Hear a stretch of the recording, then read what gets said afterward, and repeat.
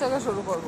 এই নদীর জল থেকে ওই ভিডিও করতে করতে করতে করতে এটা যেন না আসে।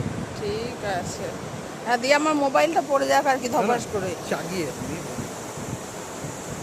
একদম উপরে পাহাড় থেকে স্টার্ট হয়ে গেল। ওই পাহাড় থেকে শুরু দিয়ে দাও। ওই পাহাড়টা